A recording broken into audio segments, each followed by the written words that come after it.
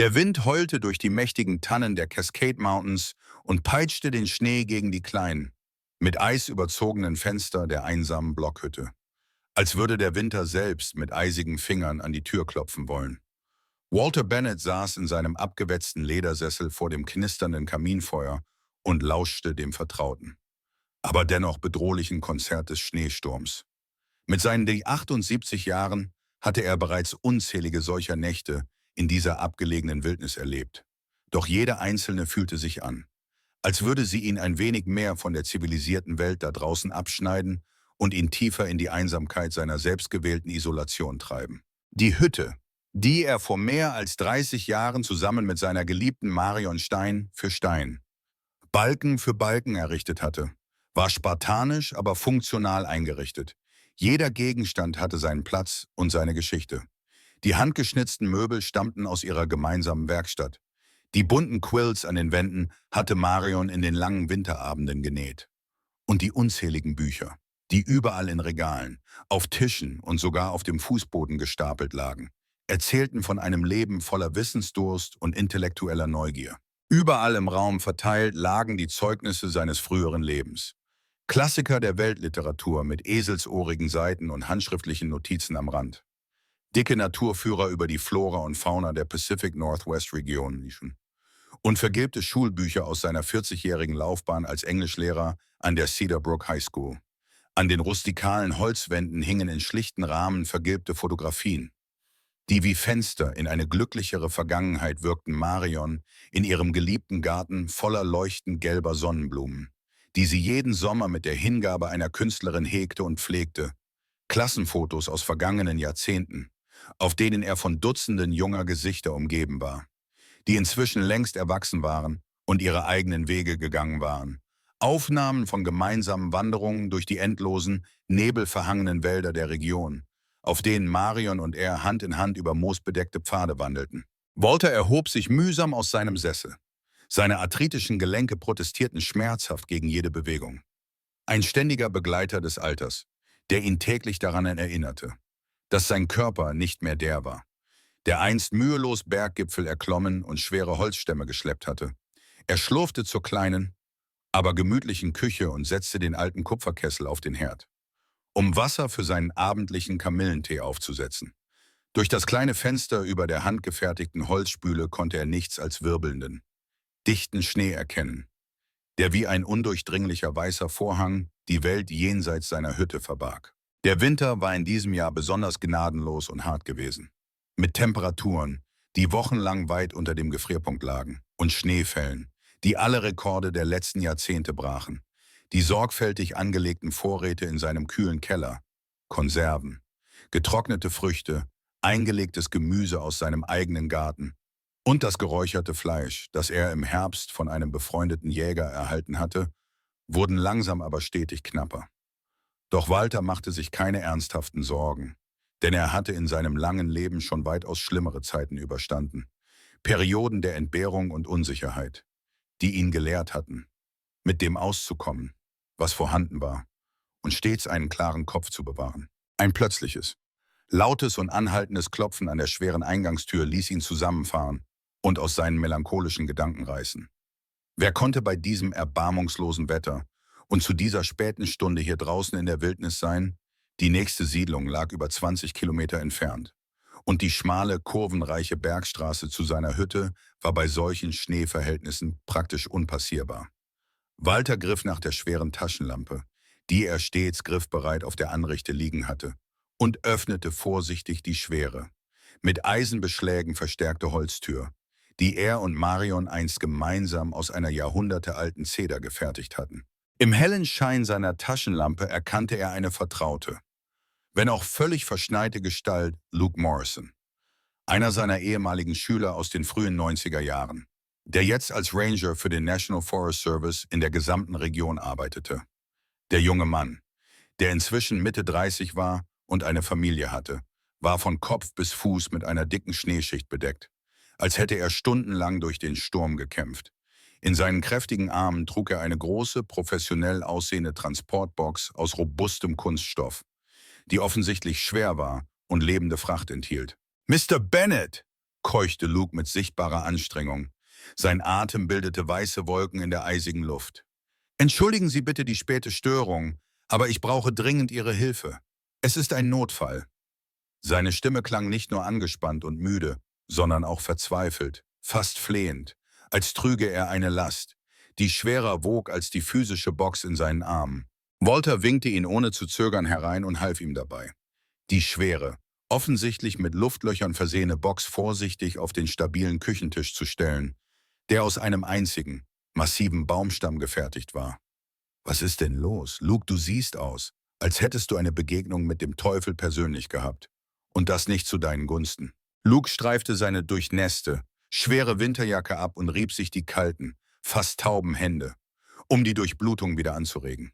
Seine Wangen waren rot vor Kälte und seine Augen zeigten eine Mischung aus Erschöpfung und dringlicher Sorge. »Es sind Bärenjunge, Mr. Bennet.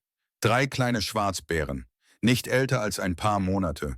Ihre Mutter wurde letzte Woche von skrupellosen Wilderern erschossen. Einfach so. Aus purem Vergnügen oder vielleicht für ein paar Dollars für ihr Fell.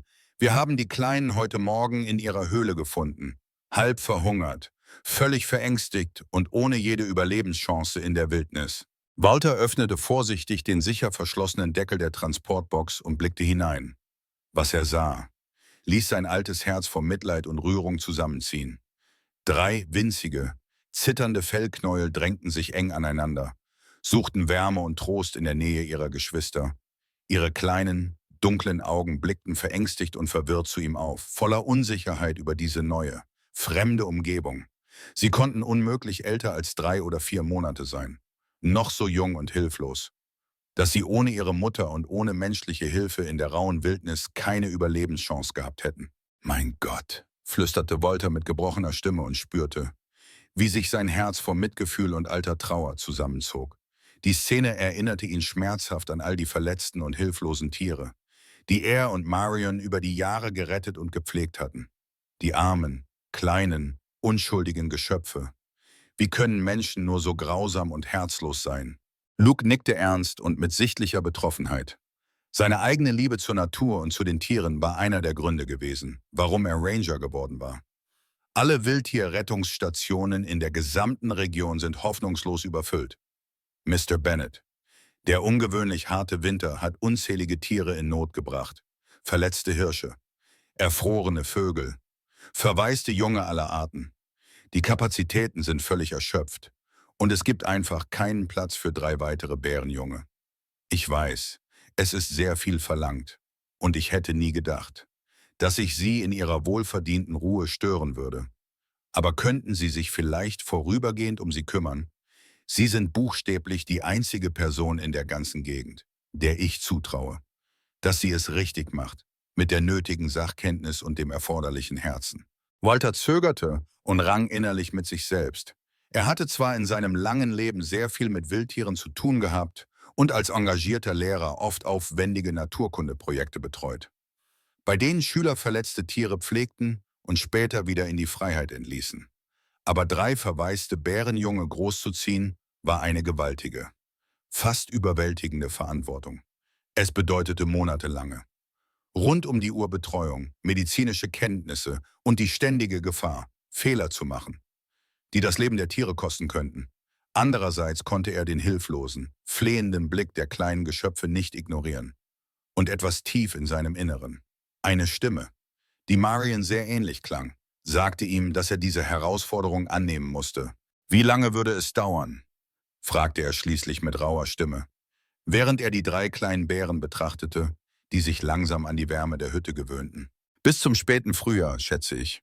Etwa 4 bis 5 Monate.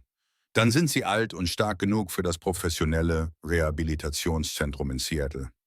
Von dort werden sie nach einer weiteren Übergangsphase später in einem geeigneten Waldgebiet in die völlige Wildnis entlassen.« Luke sah ihn mit hoffnungsvoll glänzenden Augen an.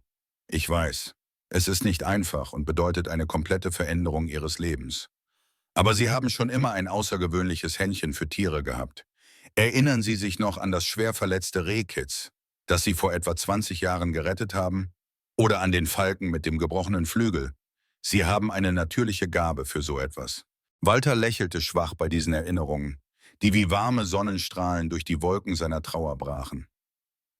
Das verletzte Rehkitz war vor mehr als 20 Jahren gewesen, aber er erinnerte sich noch genau daran, wie er das kleine, zitternde Tier gesund gepflegt, seine Wunden versorgt und es schließlich nach wochenlanger Pflege wieder in die Freiheit entlassen hatte. Marion war so unendlich stolz auf ihn gewesen, hatte tagelang von nichts anderem gesprochen und jedem Nachbarn die Geschichte erzählt. »In Ordnung«, sagte er schließlich mit einer Entschlossenheit, die ihn selbst überraschte, »aber nur vorübergehend und nur unter der Bedingung, dass du mir alles erklärst, was ich wissen muss. Ich will keine Fehler machen, die den kleinen Kerlen schaden könnten.« Lukes Gesicht strahlte vor Erleichterung und Dankbarkeit auf, als wäre ihm ein riesiger Stein vom Herzen gefallen. »Natürlich, Mr. Bennet, ich habe bereits alles Notwendige mitgebracht. Spezielles Milchpulver für Bärenjunge, Fläschchen in der richtigen Größe, Medikamente für den Notfall. Und hier ist eine umfassende Anleitung zur Pflege und Aufzucht von verwaisten Bärenjungen.« Er zog einen dicken, professionell gebundenen Ordner aus seinem wasserdichten Rucksack. »Das Allerwichtigste, und das kann ich nicht oft genug betonen, ist, dass Sie auf keinen Fall zu sehr an Menschen gewöhnen dürfen. Sie müssen wild bleiben, Ihre natürlichen Instinkte bewahren und entwickeln, damit Sie später in der Natur überleben können. Das ist der schwierigste Teil, sie zu lieben und zu pflegen, ohne sie zu domestizieren.« Die nächsten 3 Stunden verbrachte Luke damit, Walter gründlich und detailliert in die komplexen Grundlagen der Bärenpflege einzuweisen. Er zeigte ihm, wie man die spezielle Milch richtig anrührte, welche Temperatur sie haben musste, wie oft die Jungen gefüttert werden mussten, alle 3 Stunden, auch mitten in der Nacht, worauf bei ihrer körperlichen und geistigen Entwicklung zu achten war, welche Anzeichen von Krankheit oder Stress zu beobachten waren und wie man eine Umgebung schafft, die ihre natürlichen Verhaltensweisen fördert, ohne sie zu menschlich werden zu lassen. Als er schließlich mit seinem schweren Geländewagen in den tobenden Schneesturm hinaus verschwand, seine Rücklichter wie rote Augen in der weißen Dunkelheit, fühlte sich Walter gleichzeitig überwältigt von der Größe seiner neuen Aufgabe und seltsam belebt, energiegeladen auf eine Weise, die er seit Marions Tod nicht mehr erlebt hatte. Er betrachtete die 3 kleinen Bären, die sich mittlerweile etwas beruhigt hatten und mit wachsender Neugier ihre neue, warme Umgebung erkundeten. Ihre winzigen Pfoten tappten vorsichtig über den Holzboden, ihre Nasen zuckten, während sie die unzähligen neuen Gerüche aufnahmen. Sie brauchten Namen, dachte Walter, denn jedes Lebewesen verdiente einen Namen, eine Identität, die es von anderen unterschied und ihm Würde verlieh. Der kräftigste und mutigste der 3. Ein kleiner Kerl, der bereits jetzt Führungsqualitäten zeigte und sich schützend vor seine Geschwister stellte, wenn etwas Unbekanntes geschah, bekam den Namen Milo, nach einem seiner Lieblingsbücher aus der Jugendliteratur, The Phantom Tollbooth, dessen Protagonist ebenfalls Mut und Entschlossenheit gezeigt hatte. Das kleinste und schüchternste Junge, dessen große Augen alles aufmerksam beobachteten, aber das sich noch nicht traute, die Nähe zu suchen, nannte er Fern, nach den zarten, grünen Farnen, die Marion so sehr geliebt und in jedem Winkel ihres Gartens gepflanzt hatte. Und der 3., der bereits jetzt eine gewisse Verschlagenheit und einen schelmischen Charakter an den Tag legte und ständig versuchte, aus der Box zu klettern oder Dinge zu erkunden, die er nicht sollte, wurde zu Ash, nach den Eschen, die rund um ihre Hütte wuchsen und die Marion immer als die Überlebenskünstler des Waldes bezeichnet hatte. In den folgenden Wochen entwickelte sich eine völlig neue Routine, die Walters einsames und geordnetes Leben von Grund auf veränderte und ihm einen Rhythmus gab, den er seit Marions Tod nicht mehr gekannt hatte. Alle 3 Stunden mussten die Bären gefüttert werden. Eine Aufgabe, die keine Ausnahmen kannte, auch nicht mitten in der tiefsten Nacht, wenn der Wind um die Hütte heulte und die Kälte durch jede Ritze zu kriechen schien. Walter richtete ihnen einen warmen, gemütlichen Platz direkt neben dem großen Steinkamin ein, wo die Temperatur konstant warm blieb und sie sich sicher und geborgen fühlen konnten. Er beobachtete mit der Faszination eines Naturforschers und der Zärtlichkeit eines Großvaters, wie sie von Tag zu Tag wuchsen und ihre ganz individuellen, unverwechselbaren Persönlichkeiten entwickelten. Jeder der 3 kleinen Bären war ein einzigartiges Individuum mit eigenen Vorlieben, Ängsten und Charakterzügen. Milo erwies sich als der geborene Beschützer und Anführer der kleinen Gruppe. Obwohl er nur geringfügig größer war als seine Geschwister, stellte er sich instinktiv vor sie, wann immer er Gefahr witterte oder etwas Ungewöhnliches geschah. Wenn Walter morgens die Asche aus dem Kamin räumte und dabei Geräusche machte, war Milo der Erste, der aufmerksam wurde und seine Geschwister warnte. Er war stark und entschlossen, zeigte früh die Eigenschaften eines echten Anführers. Aber gleichzeitig war er sanftmütig und vertrauensvoll gegenüber Walter, als hätte er instinktiv erkannt, dass dieser Mensch ihnen helfen wollte. Farron war das genaue Gegenteil ihres Bruders, schüchtern und zurückhaltend, aber von einer unglaublichen, fast wissenschaftlichen Neugier erfüllt. Sie war immer die Erste, die neue Geräusche erforschte, vorsichtig an unbekannten Gegenständen schnupperte oder interessiert beobachtete. Wenn Walter in der Küche hantierte, Walter entdeckte bald, dass sie eine ganz besondere, fast menschliche Vorliebe für Musik hatte. Wenn er abends sein altes, knisterndes Radio anschaltete und klassische Musik hörte, Bach, Mozart oder Beethoven, kuschelte sie sich ganz nah an ihn heran und lauschte mit einer Aufmerksamkeit den Melodien, die fast menschlich wirkte. Ihre kleinen Ohren zuckten im Takt der Musik. Und manchmal schien sie sogar zu seufzen, wenn ein besonders schönes Stück zu Ende ging. Ash hingegen war der unbestrittene Schelm und Troublemaker der Gruppe, ein kleiner Wirbelwind, der ständig für Überraschungen sorgte. Er kletterte überall herum, wo er nicht hingehörte, versteckte systematisch Walters Hausschuhe an den unmöglichsten Orten und schaffte es mit einer Regelmäßigkeit, die fast schon bewundernswert war, sich in unmögliche und oft gefährliche Situationen zu bringen. Einmal fand Walter ihn in der kleinen Speisekammer, wo er sich durch ein ganzes Glas Honig gefressen hatte und völlig verklebt, aber sichtlich zufrieden und stolz auf seine Leistung in der Ecke saß. Das Gesicht und die Pfoten golden glänzend von dem süßen Beutegut. Trotz aller Freude und des neuen Lebenssinns, den die drei kleinen Bären in sein einsames Dasein brachten, hielt sich Walter mit eiserner Disziplin strikt an Lukes detaillierte Anweisungen.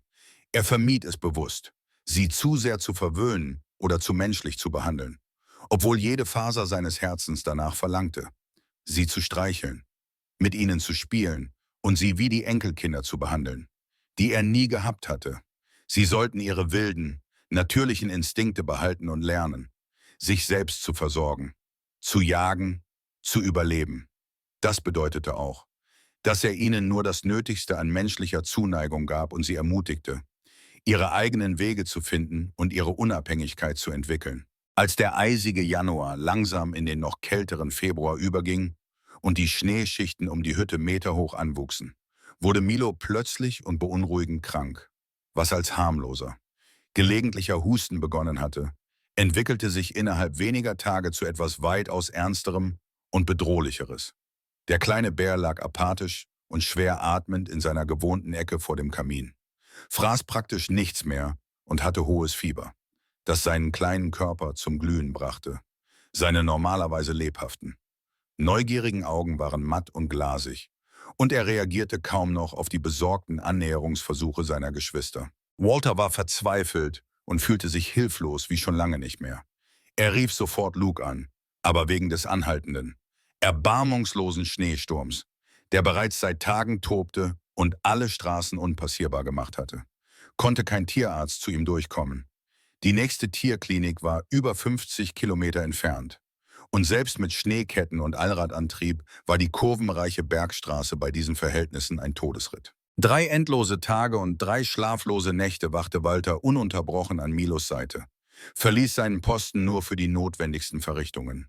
Er kühlte das brennende Fieber mit feuchten, kühlen Tüchern, die er alle paar Minuten wechselte, versuchte den kleinen Patienten mit winzigen Schlucken warmer Milch zum Trinken zu bewegen und sprach leise und beruhigend mit ihm, obwohl er genau wusste, dass er das eigentlich nicht tun sollte, da es die Bindung zwischen Mensch und Tier zu stark verstärken könnte. Aber in diesen kritischen Momenten waren alle Regeln und Vorsichtsmaßnahmen vergessen. Es ging nur noch darum, ein kleines Leben zu retten. Fern und Ash schienen mit einem fast übernatürlichen Instinkt zu spüren, dass etwas Ernstes und Bedrohliches nicht stimmte.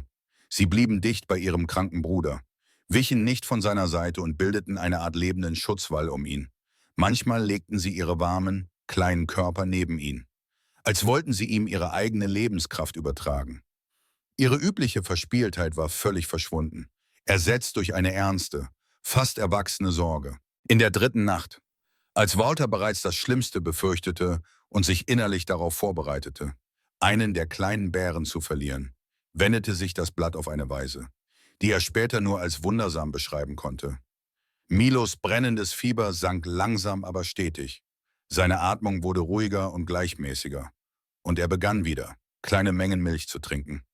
Als am nächsten Morgen endlich Dr. Sarah Chen, die erfahrene Wildtierveterinärin, mit einem speziell ausgerüsteten Schneemobil eintraf, war der kleine Bär bereits wieder deutlich auf dem Weg der Besserung. Es war eine schwere Lungenentzündung, erklärte Dr. Chen, nachdem sie Milo mit ihren professionellen Instrumenten gründlich untersucht hatte. Bei einem so jungen Tier hätte das leicht tödlich enden können. Aber Sie haben instinktiv alles richtig gemacht, Mr. Bennett. Ihre aufopferungsvolle Pflege und Ihre Wachsamkeit haben ihm buchstäblich das Leben gerettet. Ohne sie wäre er gestorben. Walter spürte, wie sich trotz aller Bemühungen professionelle Distanz zu wahren, eine tiefe, unzerstörbare Verbindung zwischen ihm und den drei Bären entwickelt hatte.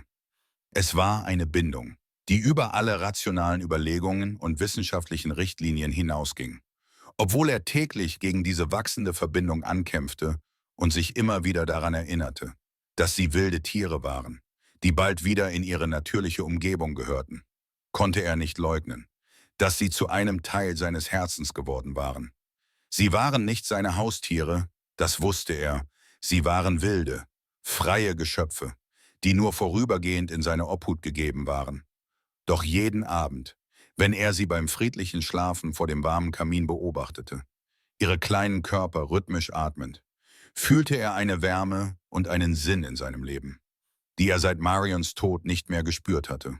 Der Winter zog sich endlos hin wie ein zäher, nicht enden wollender Albtraum aus Kälte und Isolation. Aber schließlich, fast unmerklich zunächst, begannen die Tage länger zu werden. Die ersten zaghaften Sonnenstrahlen drangen durch die dichte, graue Wolkendecke und warfen goldene Flecken auf den noch immer meterhoch liegenden Schnee. Die Bären waren inzwischen beträchtlich gewachsen. Ihre Körper hatten an Masse und Kraft zugenommen und sie zeigten immer mehr ihre angeborenen, wilden Verhaltensweisen. Sie erkundeten mit wachsender Kühnheit die unmittelbare Umgebung der Hütte, lernten durch Versuch und Irrtum, nach Nahrung zu suchen, buddelten im Schnee nach vergrabenen Wurzeln und Samen und übten ihre natürlichen Kletterfähigkeiten an den hohen Tannen und Fichten rund um Walters bescheidenes Zuhause. Ihre Bewegungen wurden koordinierter, ihre Reflexe schärfer und ihre Unabhängigkeit größer. Walter beobachtete diese Entwicklung mit gemischten Gefühlen, stolz auf ihre Fortschritte, aber auch wehmütig bei dem Gedanken an den unvermeidlichen Abschied. Ende März, als die ersten Knospen an den Bäumen zu schwellen begannen und der Schnee langsam zu schmelzen anfing, kam Luke wieder zur Hütte, diesmal mit einem speziell ausgerüsteten Transportfahrzeug und einem Team von Wildtierexperten. »Es ist Zeit, Mr. Bennett«, sagte er sanft, als er Walters bedrückten, resignierten Gesichtsausdruck sah. »Sie sind groß und stark genug für das professionelle Rehabilitationszentrum. Dort werden Sie die letzten Schritte Ihrer Vorbereitung auf die Wildnis durchlaufen.« Walter nickte stumm, obwohl ihm das Herz schwer wie Blei in der Brust lag. Er hatte gewusst, dass dieser Tag kommen würde, hatte sich monatelang darauf vorbereitet. Aber das machte den unvermeidlichen Abschied nicht leichter oder weniger schmerzhaft. Mit zitternden Händen half er dabei, Milo, Fern und Ash behutsam in die geräumigen, mit weichen Decken ausgepolsterten Transportboxen zu setzen. Die Bären schienen mit ihrem entwickelten Instinkt zu spüren, dass etwas Wichtiges und Endgültiges geschah. Sie blickten ihn mit ihren inzwischen großen, ausdrucksvollen, dunklen Augen an, als wollten sie sich auf ihre eigene Weise verabschieden und ihm für alles danken, was er für sie getan hatte. »Sie werden ausgezeichnet versorgt werden«, versicherte Luke mit aufrichtiger Überzeugung. »Das Zentrum in Seattle ist das Beste seiner Art an der gesamten Westküste.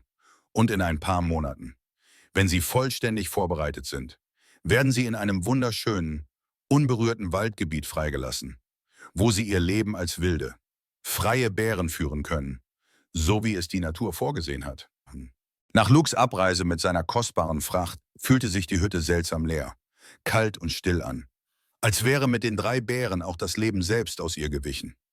Walter versuchte verzweifelt, zu seiner alten, gewohnten Routine zurückzukehren, zu den ruhigen Tagen mit Büchern, Gartenarbeit und langen Spaziergängen.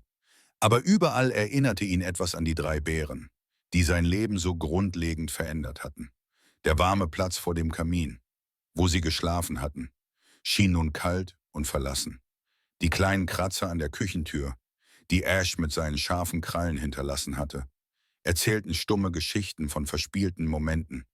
Die kleine Delle in der Holzwand, wo Milo einmal zu enthusiastisch gespielt und sich den Kopf gestoßen hatte, war wie ein Denkmal ihrer gemeinsamen Zeit.